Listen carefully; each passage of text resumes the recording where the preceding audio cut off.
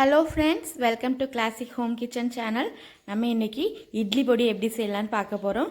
ரொம்ப பேசிக்கான ஒரு ரெசிபி. வாங்க ஃப்ரெண்ட்ஸ், எப்படி செய்யலான்னு பார்க்கலாம். ஃபர்ஸ்ட் ஆஃப் ஆல் ஒரு கடாயை ஹீட் பண்ணிக்கிறோம். அதில் ஒரு கப் அளவுக்கு உளுந்து சேர்த்துக்கலாம். தோலோடு இருக்க உளுந்து சேர்த்துக்கிட்டிங்கன்னா ரொம்பவே ஹெல்த்தி அண்ட் கொஞ்சம் டேஸ்டியாகவும் இருக்கும். உங்ககிட்ட கருப்பு உளுந்து இல்லைன்னா நீங்கள் வெள்ளை உளுந்து கூட சேர்த்துக்கலாம், ஒன்றும் பிரச்சனை கிடையாது.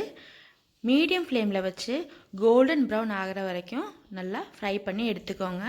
எப்படியும் 5லேருந்து 6 மினிட்ஸ் வரைக்கும் ஆகும். எந்த அளவுக்கு நல்லா வறுக்கிறோமோ அந்த அளவுக்கு இட்லி பொடி கலரும் இருக்கும், அதே மாதிரி வாசமும் நல்லாயிருக்கும். இப்போ பார்த்தீங்கன்னா கலர் நல்லா சேஞ்ச் ஆயிடுச்சு, கோல்டன் ப்ரௌன் கலர் வந்துருச்சு. இப்போ இது ஒரு பிளேட்டுக்கு ட்ரான்ஸ்ஃபர் பண்ணிக்கலாம். இப்போ அதே கப்பில் 1/2 கப் அளவுக்கு கடலைப்பருப்பு எடுத்திருக்கேன். அதையும் ஆட் பண்ணி நல்லா கோல்டன் ப்ரௌன் வர அளவுக்கு வதக்கி எடுத்துக்க போகிறோம்.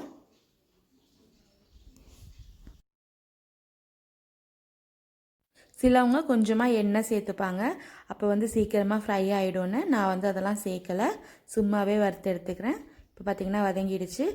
இப்போ அதே பேனில் கொஞ்சமாக நல்லெண்ணெய் சேர்த்துக்கிறேன். எண்ணெய் சேர்த்துட்டு அதில் நம்ம மிளகாயை சேர்த்து வதக்கி எடுத்தோம்னா நமக்கு காரம் குறைவாக இருக்கும். அதுக்காக தான் நான் எண்ணெய் சேர்க்குறேன். நீங்கள் எண்ணெய் இல்லாமல் கூட மிளகாயை ஹீட் பண்ணி எடுத்துக்கலாம்.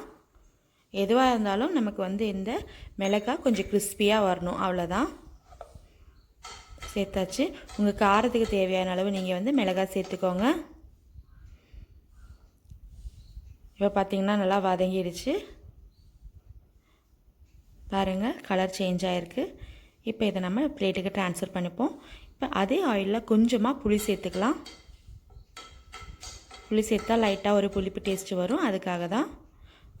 நெக்ஸ்ட்டு கருவேப்பிலை எந்த அளவுக்கு ஹெல்த்தின்னு எல்லாத்துக்குமே தெரியும்.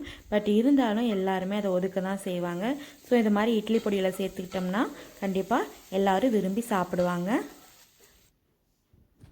கொஞ்ச நேரம் வதக்கிட்டு ஆற வச்சிங்கன்னா இந்த கருவேப்பிலை கிறிஸ்பி ஆயிரும். இப்போ கொஞ்சமாக உப்பு சேர்த்துக்கலாம்.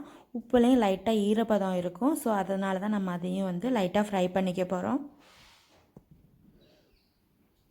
அவ்வளோதான், ஃப்ரை பண்ணியாச்சு.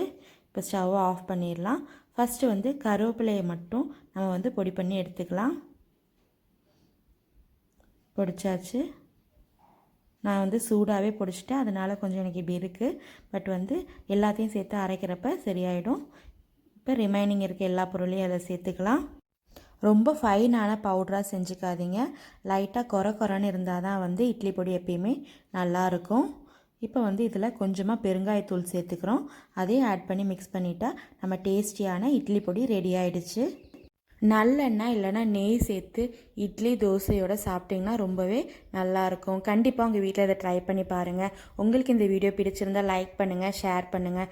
மறக்காமல் எங்கள் சேனலை சப்ஸ்கிரைப் பண்ணுங்கள். தேங்க்ஸ் ஃபார் வாட்சிங்.